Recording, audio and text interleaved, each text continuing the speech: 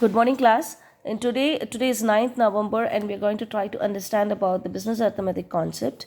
The concept is related to unit of sale and unit price. Today we will be learning these two concepts. Generally, if I say what is unit of sale is mostly the customer. The average purchase that is made by a customer. Unit price, the total billed amount by the total number of customer. Now understand what is the significance of the word average here. Why are we using average here? Why? Because generally what happens, a single product is never sold. A single product is never sold in the market. You will not find it very difficult and rare to identify a case or a situation where a single product is sold. When you take a grocery shop, it's a retail outlet, a variety of products. Say for example, when you go to a beauty parlor, again you have a lot of services that they do, a different combination of services. They combine so many things.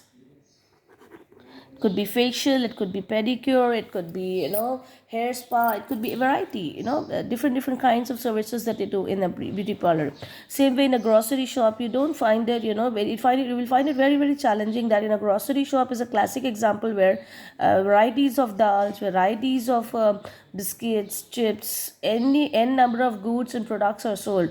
On an average, 200 different varieties of goods are sold in a single grocery shop. So it's very very difficult to identify that how much the person has made profit if only one unit of, say for example, if I'm selling only pens, I don't sell anything else. So the cost of the pen is 10 rupees and then I'm selling it at 15 rupees. It becomes very simple for me to identify that 5 rupees is the profit that I made.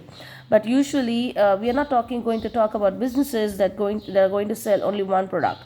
We are going to talk about businesses that sell a different combination of products, a variety of products. Alright, so let's go and see one example that's given in your textbook. Alright, we'll take the example of a grocery store. See, this is an example given in your textbook in page number 175. Alright, so you have to understand this example. They are taking an example, why we are doing this, because it's not possible. See, if you define unit cost, unit price and in a meaningful way, then you have to take average. You have to take average. In a grocery store, observe the process and it will be applicable to similar situation. Each customer coming in to buy will have different requirements. Not everybody will buy the same dal.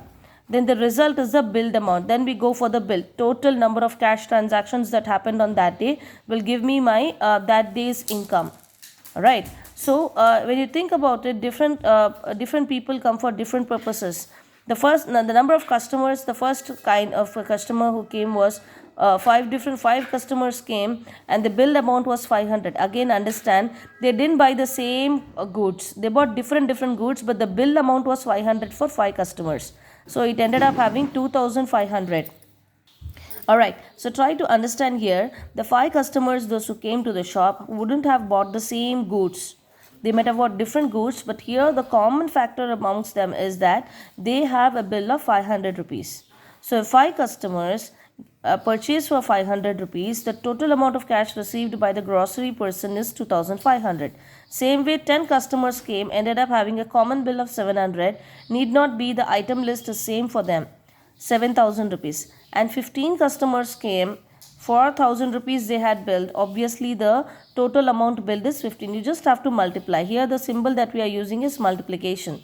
Right, when you multiply this, you will be able to find out that the total number of customers who came with different billing amounts ended up doing a purchase or shopping of 2000 or 2,10,000 rupees to the seller or the retailer.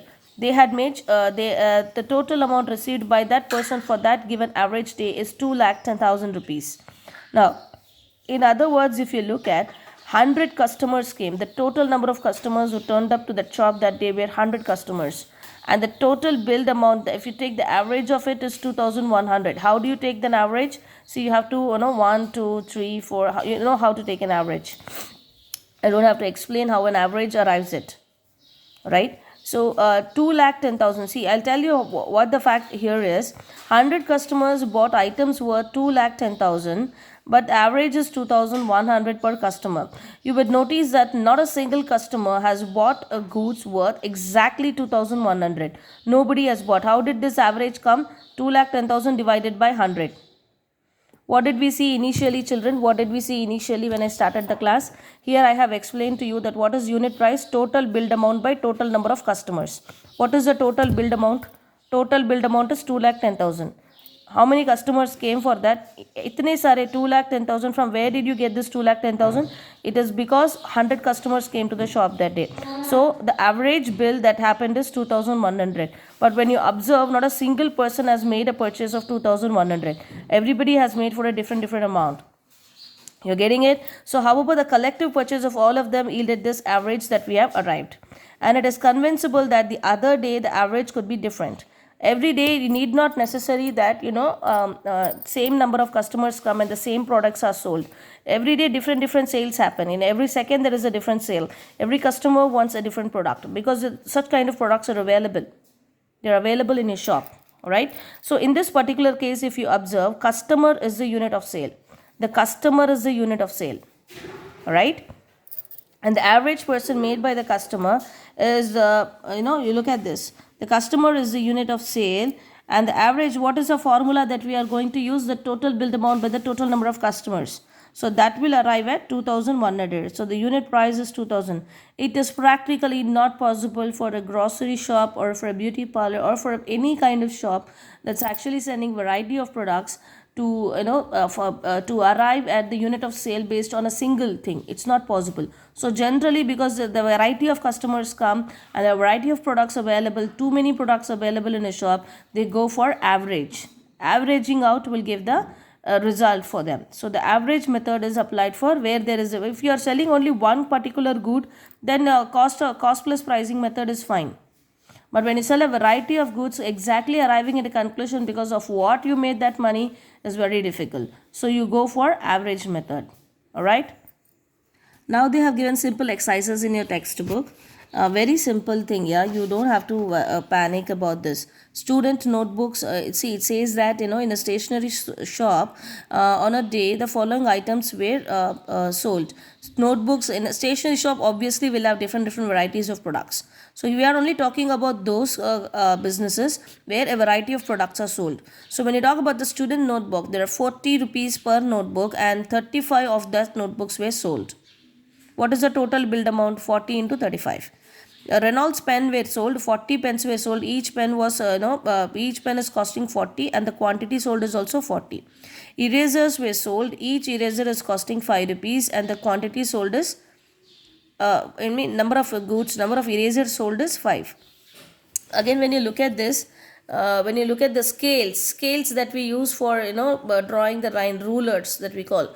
15 of the rulers, 15 rupees is the cost of rulers and 10 such rulers were sold. Flip chart, the charts that you buy for decorating your class board, similar to that. So 10, 5. And sketch pens, 1 dozen each. Each sketch pen, one packet of sketch pen is costing 25 and 3 packets were sold on that day. Now, the shopkeeper also found out, see, observe what they have given. Based on the number of bills issued by him, there were 50 customers. If the customer is the unit of sale, what is the unit price and what is each item? 75% of the selling price. Calculate the unit cost and gross margin per unit of sale. So what you will do? So you have to multiply and then see, observe total billed amount by total number of customers. He has told that 50. Now you have to arrive at the total billed amount by multiplying these two figures. They have just given an illustration. You have to multiply and arrive at the figure and then divide it by 50. Right? When you get an answer, 75% of it is actually your COP and the remaining 25% is what you will arrive at the profit. Alright. Similar examples are given in the textbook. One illustration of a beauty parlor. Very simple. Average billed amount per customer. So you can go through these examples and get back for further questions. I will be giving you practice exercises also along with this. I want you to finish understanding the unit cost today itself because tomorrow we will be starting with break-even analysis. Getting it? It's not very difficult, children. Just it's a very elementary level concept. Very simple concept where you can understand. See, it's given in page number 177. I want you to go through the examples that are given here. I want you to specifically go through to understand what could be the unit of sale and unit price. Why are we doing, this concept of gross margin also comes here, because I give you the percentage in each and every 60% of the sale price is what given here. So each situation, in this situation, the average billed amount is already given.